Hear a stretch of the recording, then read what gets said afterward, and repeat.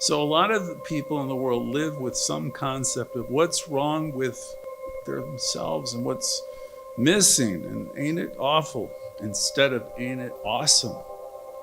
You know, if you're waking up each day and thinking, my God, this is really exciting, because it is, it's exciting. You may not like everything, but it's certainly exciting. Barker said, I don't know what to do with people like that, honestly, who are caught up in, you just give them all the good, and they just keep on thinking how awful things are. I mean, what the heck can you do with that?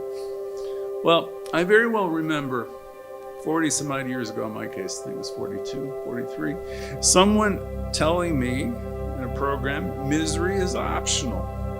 And I thought about it, and I thought, well, how can that be? Because the thing is, things can be happening, but I don't have to be miserable. Misery is optional. Now, you can just tell yourself and keep going towards what's wrong and what's missing, and you can dig yourself in a hole, you know? And then a couple of years later, I got involved in the teaching. I started reading Ernest Holmes. And right in the textbook, Ernest Holmes says, suffering is not God ordained. And I thought, well, there is that idea again. I've heard it twice now. Misery is optional, and suffering is not God ordained. So, well, why? What's all the suffering about that? And then I learned later, I could see peace and joy and happiness instead of anything. So, misery is optional. Suffering's not God ordained, and I can see peace, joy, and love and happiness. I can do that if I want to. But I got to really want to, because a lot of that stuff that's around, right? Here's the thing from Barker's talk. I am the person who can be what I select myself to be. Such a beautiful, important idea. I can be the person that I select myself to be, because within us is the know-how to be it.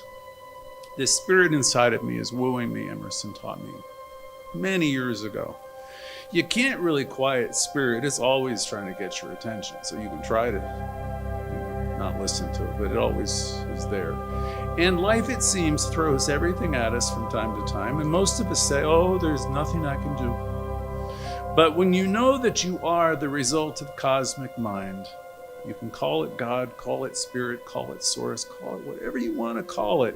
When you know that you are the result of a cosmic mind, then you know that you're not the victim of life. You are the producer of life. I want you to hear that. You are the producer of life. You are caused your own experience. Yes, you're caused your own experience. You're the individual who can do what you want to do. Now, this is a very powerful person with an entirely different state of consciousness. You don't approach the Lord in fear and trembling. You approach life with self-knowledge of who and what you are. So this is a powerful person. People who learn this teaching really are strong, powerful. This is a person who has self-assurance, one who has correct thinking, correct knowing, self-understanding, one who has the right use of ego, because you know what you are. And as you proceed to conduct your life, rather than letting it be conducted by the world.